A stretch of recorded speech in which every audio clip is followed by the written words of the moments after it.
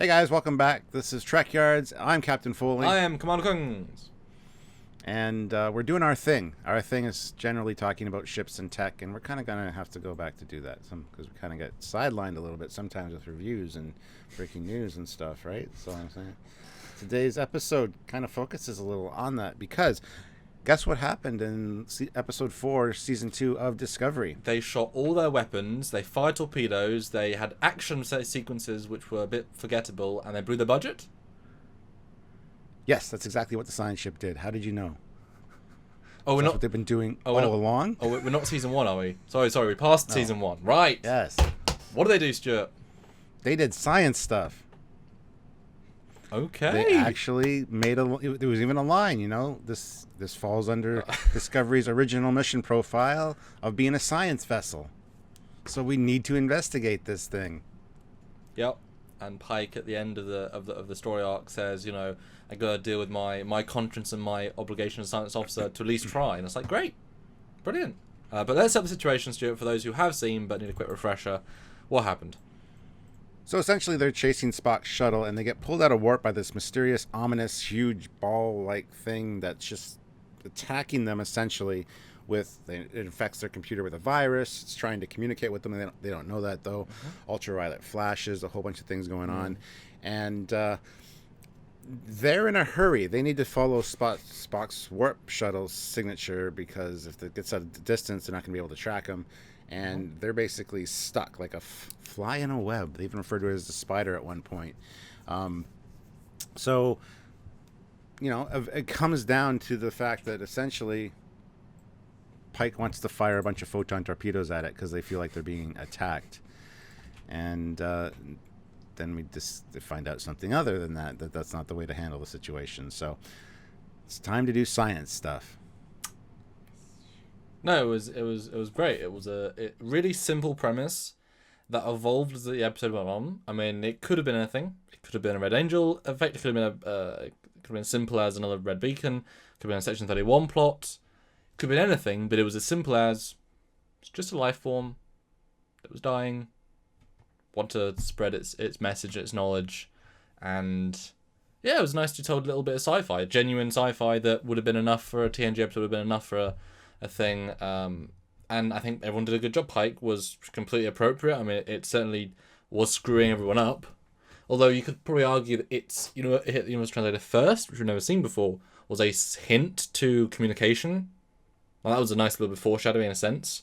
It was trying to get through, but what a brave risk at the end, though. These captains are in charge of all their officers, and to lower shields when just the heat from inside it might be able to, melt.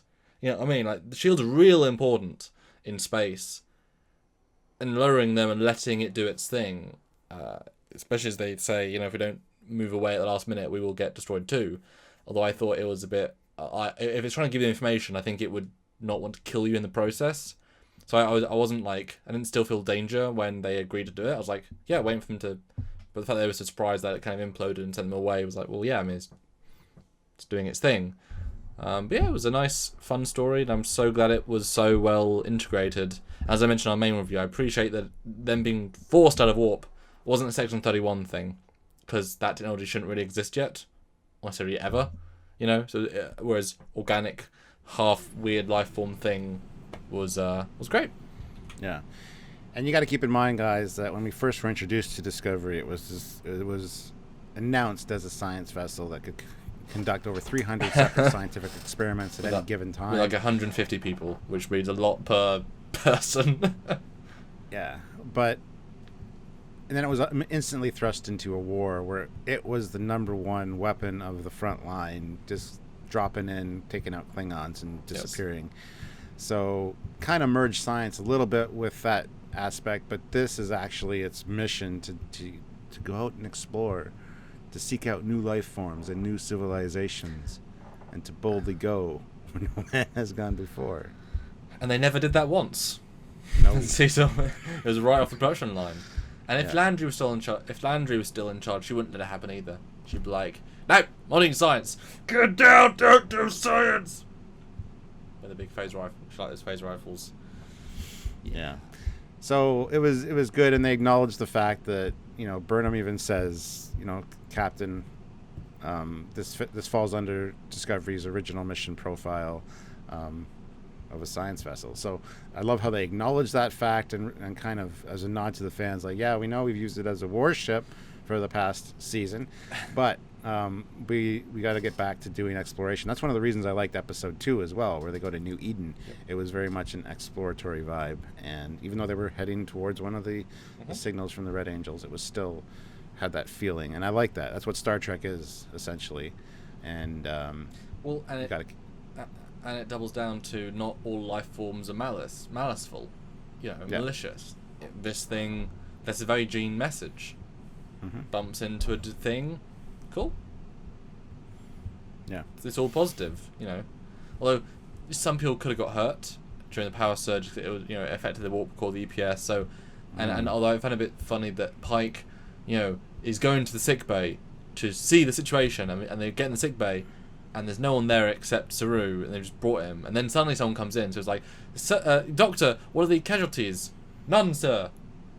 Why did I rush down here then? I was expecting like a big trauma center sort of ward, and there's none of that. It's just and then someone comes in, and then a few scenes, it's just a funny little contextual thing. Like, I guess he'd be all injured there. I don't know, small thing. Yeah. But then again, that being said, it's not like it was showing any malice towards the crew. It didn't know that its effects were going to be damaging to the ship, or it didn't know how it would.